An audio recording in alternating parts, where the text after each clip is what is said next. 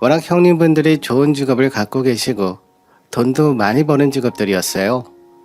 그러다 보니 남편도 적지 않은 돈을 벌고 있음에도 불구하고 시어머니가 생각하시기에는 적은 돈이라 판단하셨던 것 같아요. 그래서 걱정한 것과는 다르게 결혼 준비가 어렵지는 않았어요. 하지만 결혼 얘기가 나오니 제가 궁금하셨던 것 같습니다. 하루는 저에게 직접 연락을 하셨어요. 나 승우 엄마 되는 사람인데 우리 막내랑 결혼할 생각이라며 뭐 다른 거 궁금한 건 없고 혹시 회사 다니고 있나? 그리고 부모님은 어디서 뭐 하시고? 우리 애가 막내라는 얘기 들었지? 그러다 보니 우리가 지불해 줄 수는 없고 요즘 애들은 다 반반해서 결혼한다고 하더라. 너도 좀 모아놓은 돈 있지? 시작할 때 좀 작게 시작하는 것도 나쁘지 않아.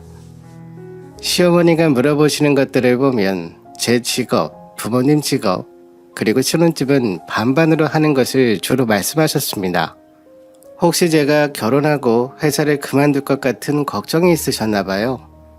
그런데 제가 승호 씨랑 같은 회사인 점을 말씀드리니 안심하셨죠. 저희 회사가 대기업까지는 아니지만 그래도 작은 규모의 회사는 아니었거든요. 그래서 다양한 복지가 있어서 꾸준히 일할 거라고 생각하신 것 같아요. 사실 갑작스럽게 연락하셔서 물어보시니 저도 당황하게 되더라고요. 그래도 나름 침착하게 대처하려고 노력했습니다. 저 승호 씨랑 같은 회사 다니고 있어요. 저희 부모님은 경기도에서 가게 하나 하고 계세요. 사실 저도 작더라도 둘이서 시작하는 게 중요하다 생각해서요. 반반 결혼 생각하고 있었어요. 라는 제 말이 끝나자마자 시어머니가 한숨을 푹 쉬셨어요. 사실 그때는 그 의미를 알지 못했습니다. 그런데 지금 곰곰이 생각해보면 서울도 아닌 경기도에서 가게 한다는 저희 부모님의 조건이 마음에 안 드셨던 것 같아요. 아무래도 남편이 결혼하면 저희 친정을 도와야 할 수도 있겠다는 걱정을 하셨던 것 같아요. 에휴, 그래도 직장은 잘 잡았네. 우리 승호랑 같은 회사면. 그런데 부모님이 서울도 아니고 경기도에서 가게를 하고 계신다고? 그래, 알았다. 그럼 결혼 준비 잘하렴. 이렇게 시어머니와의 첫 통화를 끝으로 시어머니는 더 이상 연락하지 않으셨어요. 관심을 보이지 않는 것이 편안하면서도 한편으로는 섭섭하더라고요. 그런데 친구들한테 물어보니 너무 부러워했습니다. 그런 시어머니가 더 좋아. 우리 어머니는 나랑 남편이랑 만날 때부터 얼마나 관심 많으셨는지. 그때 내가 도망쳤어야 했는데 지금도 어찌나 아들을 끼고 돌치는지. 우리 남편 이번에 조금 아팠잖아. 근데 애도 아니고 어른이 아파봤자 얼마나 아프겠어. 그리고 내가 어련히 안 챙기겠니? 내 남편인데. 근데 정말 매 시간마다 전화해서 남편 상태는 어쩌냐, 뭐는 챙겨 먹었냐 이러시는데 진짜 내가 어머니한테 전화 올 때마다 노이로제가 올 지경이야. 나는 차라리 우리한테 관심 없었으면 좋겠어. 맞아. 차라리 관심 없는 게 나아. 괜히 애매하게 관심 보이면 그건 그거대로 힘들어. 너가 하고 싶은 대로만 하면 되니까 괜히 찝찝해하지 말고 그냥 마음 편하게 해. 친구들의 시댁 얘기를 들어보니 차라리 관심 없는 게 낫겠다는 마음이 생겼어요. 그렇게 저희는 결혼식을 준비했어요. 처음에는 관심이 없어서 서운한 마음도 잠시. 정말 제가 하고 싶은 대로 할 수 있으니 너무 편했습니다. 그리고 엄마랑 같이 다니니 더 즐겁게 결혼 준비를 했던 것 같아요. 근데 결혼 준비 때 무관심은 아무것도 아니었습니다. 결혼하고 나서도 저희한테 관심이 없으시더라고요. 사실 어떻게 보면 저희를 무시하는 건가라는 생각이 들 정도였어요. 남편네가 삼형제다 보니 명절 아침에는 다 모이거든요.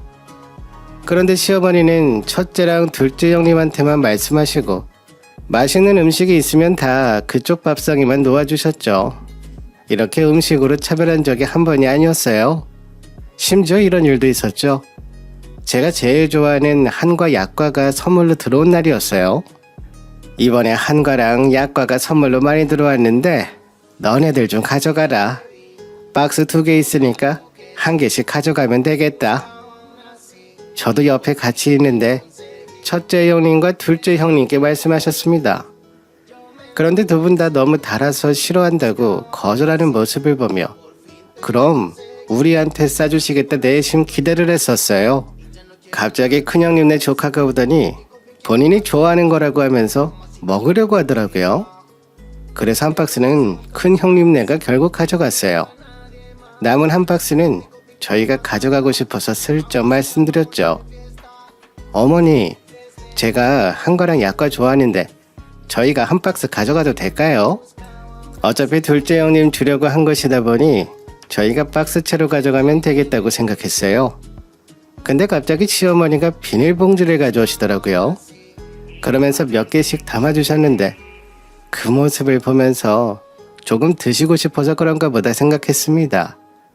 하지만 그 비닐봉지에 담긴 몇 개의 한과와 약과는 저희 것이었어요. 그래, 어차피 큰애랑 작은애 다 안 가져간다니까 너라도 가져가서 먹던지.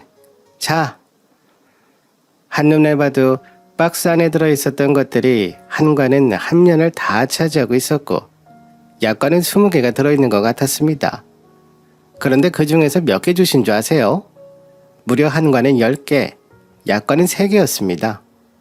순간적으로 내가 거지도 아니고 어떻게 이렇게 주실 수 있나라는 기분이 들었어요. 제 표정이 안 좋은지 뻔히 보셨을 텐데도 불구하고 아랑곳하지 않으셨습니다. 그래서 일부러 조금 더 달라고 말씀드렸어요. 어머니, 저랑 남편이랑 한과랑 약과 좋아하는데 조금 더 주시면 안 돼요? 원래 둘째 형님네 박스채로 주시려고 하신 거잖아요. 너는 왜 이렇게 욕심이 많니? 어차피 너한테 선물 들어온 거라 둘째네 안 먹는다고 해서 내가 먹으려고 하는데 왜? 시어머니 입에 들어가서 싫으냐? 단 거 좋아하면 우리 집에 있는 저 사탕이나 가져가든지. 옥천 사탕 아시는 분들은 아실 거예요. 제사상에 자주 올리는 것 중 하나죠. 한 입에 먹기도 어렵고 개인적으로 옥추는 별로 안 좋아하거든요. 시어머니도 옥추는 제사상에만 올리시고 항상 버리셨던 걸로 알아요. 본인이 안 먹는 건 다 가져가도 된다고 하셨어요. 우리가 가져가고 싶은 건 한과랑 약과였는데 결국 저희는 비닐봉다리 하나 달랑 받은 게 다였어요. 다른 형님들은 바리바리 이것저것 싸주셨지만 저희한테 주신 건 없더라고요. 심지어 남은 반찬들도 형님들만 챙겨주셨어요. 솔직히 저 모르게 챙겨주시는 거라면 뭐가 섭섭하겠나요? 근데 문제는 뻔히 제가 옆에 있는데 반찬통도 딱 2개만 꺼내서 덜어주시는 모습을 보며 저도 모르게 입술 안쪽을 잘근잘근 씻게 됐습니다. 화가 나는데 사실 말할 수가 없었으니까요. 그래서 집에 오는 길에 남편한테 하소연했습니다. 아니, 시어머니 너무하신 거 아니야? 당신은 안 섭섭해? 옆에서 보는 내가 이렇게 섭섭한데. 아니, 다 같이 있는 거 뻔히 아시면서 어떻게 형님이 계신 곳에만 맛있는 것들을 놓아줄 수가 있어? 아까 우리 밥상 앞에 있는 반찬 봤어? 거의 김치밖에 없더라. 소갈비, 잡채, 전 다 형님 밥상에만 있더라. 심지어 저는 내가 다 붙인 거야. 그리고 형님들한테 약과랑 한과 막 가져가라 하셨는데 큰형님은 조카가 좋아한다고 해서 한 박스 챙기셨어. 그래, 그건 이해해. 근데 둘째 형님은 다는 거 싫다고 하시면서 안 가져간다 하셨거든. 그래서 내가 얼른 우리 좋아한다고 말씀드렸는데 이거 보여? 어머님이 챙겨주신 거야. 심지어 박스채로 우리한테 주는 게 아까우신지 비닐봉지에 덜어주시더라. 좀 더 달라고 말씀드리니 옥춘이나 가져가서 먹으라고 하시더라. 지금 생각해도 화가 나네. 에이, 그럴 수도 있는 거지. 우리는 근처에 살아서 자주 보지만 형님들은 워낙 바쁘셔서 명절에나 겨우 보는 거잖아. 그러니 엄마 입장에서는 더 챙겨주는 거지. 그리고 엄마도 갑자기 드시고 싶으셨나 보지. 당신은 거기서 뭘 더 달라고 하냐? 그냥 우리가 사 먹으면 되는 거지. 물론 시어머니가 드시고 싶으셨던 거라면 굳이 달라고 하지 않았겠죠. 근데 형님들한테 가져가라고 말씀하실 때 너무 많이 먹어서 이제 물린다고 말씀하셨거든요. 그걸 들어서 더 달라고 말씀드린 거였는데 저희가 가져가는 건 아깝다 생각하신 것 같았습니다. 저는 생각하면 생각할수록 기가 찼는데 생각보다 남편은 별거 아니라는 식으로 덤덤하게 받아들였어요. 그 모습을 보면서 내가 좀 예민했나 라는 생각도 스쳐 지나갔습니다. 그리고 얼마 뒤 임신을 하게 됐고 내가 이래서 예민했었나 라는 생각이 들었습니다. 남편한테 얘기하고 저희 둘이서 소소하게 축하를 했어요. 시부모님께도 말씀드렸는데 역시나 별 관심이 없으셨어요. 그래도 축하한다는 말씀은 해주셔서 나름 만족했었습니다. 그런데 제가 임신한 지 얼마 지나지 않아 둘째 형님에게도 둘째를 가졌다는 소식을 들었어요. 저랑 아이 낳는 해가 같아서 괜히 동질감이 생겼습니다. 축하한다는 말을 전하는 게 좋을 것 같아서 전화를 걸었어요. 형님, 둘째 가지셨다면서요. 둘째 낳고 싶어 하셨잖아요. 축하드려요. 뭐 필요한 거 있으세요? 솔직히 둘째 형님네가 저희보다 잘 살기도 하고 낳기 필요한 게 없으시다는 걸 알고 있었지만 그래도 입에 발린 말은 해야 할 것 같아서 필요한 거 있으신지 물어봤죠. 그런데 둘째 형님 입에서 시어머니에 대한 얘기가 나왔어요. 막내 동서도 임신했다며 축하해. 어머니가 동서네에도 꽃이랑 용돈 보내주셨어? 첫째 때도 100만 원이랑 꽃 보내주시더니 이번에도 100만 원이나 맛있는 거 사 먹으라고 보내주셨네. 너무 감사해서 이번에 한번 찾아뵈려고 하는데 동선에도 같이 찾아뵐래? 저희한테는 그냥 축하한다는 말이 다였거든요. 근데 둘째 형님네는 꽃이랑 용돈 100만 원, 무려 100만 원을 보내주셨다는 말을 들으니 우리가 뭘 그렇게 잘못해서 차별을 받나 라는 생각이 들었어요. 그래서 남편이 집에 왔을 때 혹시 내가 모르는 출생의 비밀이 있냐고까지 물어봤어요. 당신 입양된 거 아니지? 그게 아니고서야 어떻게 시어머니가 이렇게까지 우리한테 하실 수가 있어? 심지어 내가 먼저 임신한 거 알지? 그리고 우리는 둘째도 아니고 첫째잖아. 둘째 형님은 첫째 때도 100만 원 받고 둘째 때도 100만 원 받으셨대. 우리는 뭐 받은 거 있어? 전화로 축하한다는 소리밖에 더 들었어? 혹시 당신이 받았는데 나 안 주려고 시어머니한테 돈 받고 입 싹 닦은 거 아니야? 무슨 말도 안 되는 소리야. 둘째 형이 형수님네 친정에 돈 많이 받았잖아. 그래서 엄마도 신경 쓰시는 거겠지. 그리고 돈 받으면 당연히 당신한테 주지. 내가 갖고 있어봤자 뭐 하겠어. 내 생각에는 당신이 임신해서 더 예민해진 것 같아. 형수님들은 친정이 워낙 빵빵해서 형들이 돈 많이 받았잖아. 그러니까 엄마도 더 신경 쓰시는 거겠지. 우리는 둘이서 반반해서 결혼했으니 엄마 입장에서는 그렇게까지 하지 않으시는 거지. 형님네 친정이 워낙 잘 살아서 아주버님이 많은 도움을 받고 있다고 들었으니 그럴 수 있다는 생각이 들긴 했어요. 그런데 아시죠? 머리는 이해가 되는데 속에서는 천불이 나는 거. 그날 밤은 서운함과 분한 마음에 잠을 잘 못 이뤘어요. 근데 뭐 어쩌겠어요. 시어머니 돈이니 시어머니가 주고 싶은 사람한테 주는 게 맞는 거죠. 그렇게 또 마음을 진정시키고 만삭이 되기 전까지 회사를 다녔어요. 첫째 낳고 약 1년 정도만 휴직하고 복직할 생각이었거든요. 그리고 다들 초등학교 들어가면 1시에 하교하기 때문에 그때 또 육아휴직을 써야 할 수 있다고 해서 그때를 위해 남겨놨습니다. 그렇게 첫째를 낳고 돌을 앞두고 복직 신청을 하려고 알아봤었어요. 임신해본 분들은 아실 것 같아요. 한번 임신해본 적이 있어서 그런지 또 임신을 하면 몸의 반응이 달라지잖아요. 느낌이 쎄한 기분이 들어서 남편한테 오는 길에 임신 테스트기를 사오라고 했어요. 해봤더니 둘째가 생긴 것을 확인했습니다. 순간적으로 눈앞이 노랗게 되었어요. 이번에 팀장님께서 복직할 거냐고 물어보셨거든요. 그래서 당연히 할 거라고 말씀드리기도 했고 워낙 바쁜 시기라 조금 빨리 와줄 수 있냐고 하셨거든요. 우선 복직을 하고 나서 또 만삭 정도의 휴직을 해야 하나 싶었습니다. 그런데 첫째와는 다르게 둘째는 몸도 너무 피곤하고 그런 와중에 첫째까지 챙겨야 하니 몸이 나만하질 않았어요. 그리고 회사 동료한테 또 임신했다는 말을 하기가 어려웠습니다. 그래서 결국 저는 퇴직을 선택하게 됐어요.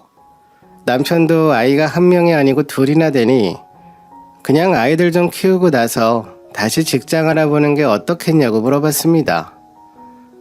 애 한 명이면 당신이나 나라 번갈아 가면서 등원시키면서 챙기면 되는데 둘째까지 있으면 아무래도 어렵지 않을까? 그리고 당신 이번에 복직하면 적응하느라 정신 없을 텐데 둘 다 바쁜 시기가 겹치면 어떡해? 아이가 둘이나 되니 우선 아이 키우는 데 집중하자. 그리고 애들 크면 그때 다른 회사 알아보면 되잖아. 여태까지 쌓아놓은 커리어도 있으니 몇 년 쉰다 해서 취업 못하진 않을 거야. 고민이 되었지만 아이를 둘이나 낳은 사람들 중에 친정이나 시댁의 도움 없이 키우면서 직장 다니는 사람을 본 적이 없었습니다. 우선 도움을 받을 수 있는 방법을 찾아보자 생각했어요. 그런데 저희 친정은 가게를 하고 계시기도 하고 별다른 직원 없이 두 분이서 일하고 계시다 보니 도움을 요청할 수가 없었어요. 근데 예전에 시어머니가 형님들 아이들을 키워줬던 것이 기억이 나서 혹시나 하는 마음에 연락을 드렸어요. 어머니 바쁘세요? 다름이 아니라 이번에 제가 둘째를 임신하게 돼서요. 저 회사 다닐 동안만 좀 봐주실 수 있을까요? 퇴사하기에는 조금 아쉬운 부분들도 있어서요. 예, 너는 부탁할 사람한테 부탁해야지. 젊은 너희 친정 두고 왜 나한테 도와달라 하니? 나 무릎 안 좋은 것도 모르니? 그리고 요즘 사람들은 애 낳고 잘만 회사 다니던데 너희 회사 복지도 좋잖아. 조금 일하고 해보면서 회사 다니면 되는 거지. 돈은 좀 적게 벌어도 우선 애 클 때까지만 그렇게 다니다가 나중에 애들 유치원 가고 그러면 또 길게 일하면 되는 거지. 역시나 저희 아이를 봐주신다는 말씀은 안 하시더라고요. 저한테 회사 다니면서 아이 볼 수 있다고 하시면서 시간 단축해서 회사 다니면 된다는 말씀을 하셨습니다. 이제는 서운한 마음도 안 생기더라고요. 도저히 아이 둘을 낳고 회사를 다닐 수가 없을 것 같다는 생각이 들었죠. 남편보다는 제가 더 애를 챙겨야 할 날들이 많을 테니까요. 그래서 아이들이 조금 더 크기 전까진 아이들한테 집중하자는 생각을 갖게 되었습니다. 한 3년은 정신없이 애만 본 것 같아요. 첫째 젖대자마자 둘째 임신했으니 다시 젖먹여 키우기를 반복했습니다. 확실히 둘째는 좀 덜 힘든 부분들이 생기긴 하더라고요. 그런데 두 아이를 키우는 것 자체가 너무 힘들었어요. 두 아이의 연령대가 비슷하다 보니 자연스럽게 비교를 하게 됐는데 첫째는 돌이 지나고 나서 말을 조금씩 하기 시작했거든요. 솔직히 다들 빠르다고 말했지만 쳐들다 보니 그런 부분을 알지 못했어요. 근데 둘째는 첫째의 발달을 못 따라가는 게 눈에 확 보였어요. 첫째가 좀 똑똑한가 보다 이 정도만 저희 부분을 생각했었습니다. 그런데 그게 아니었나 봐요. 둘째가 돌이 막 지나가는 시기에 첫째가 3살이 되어서 어린이집을 보내게 됐어요. 처음에는 적응 기간이라 하루에 한두 시간 정도만 다녀왔었어요. 그렇게 일주일을 다닌 후부터는 10시에 가서 3, 4시까지 어린이집에 있었어요. 적응 기간이 지나고 통으로 보낸 지 얼마 안 됐을 때 갑자기 어린이집에서 전화가 왔습니다. 어머니 안녕하세요. 햇님만 담임이에요. 혹시 통화 가능하신가요? 다름이 아니라 준호가 좀 많이 똑똑해 보여서요. 영재 테스트 같은 검사해 보신 적 있으신가요? 아, 다른 애들 비해서 좀 빠른 것 같긴 하더라고요. 근데 따로 검사를 받아본 적은 없어요. 그리고 같은 어린이집 친구들에 비해서 조금 빠르다고 해서 영재라고 보기는 어렵잖아요. 아, 그건 그렇죠. 만약 그 정도였다면 저도 영재 테스트를 받아보라는 말씀은 안 드렸을 거예요. 근데 제가 아이들을 지도한 지 약 20년째거든요. 근데 이렇게 똑똑한 친구를 예전에 봤었을 때 영재 판정을 받았거든요. 그래서 준호도 그런 것 같아 보여서요. 혹시 한 번도 영재 테스트 안 받아보셨으면 이번에 한번 알아봐 드릴 수 있어요. 그리고 이번에 준호 발달 검사도 진행되니 병원에서 같이 검사도 진행해 보세요. 예전에는 그냥 우리 애가 좀 똑똑한가 보다 정도로 생각했습니다. 그런데 어린이집 선생님 검사를 받아보라고 하니 솔직히 설마 하는 기대감이 생겼었어요. 병원에서 하는 발달 검사의 시기가 돼서 이번에 의사 선생님께도 한번 물어봐야겠다는 생각이 들었어요.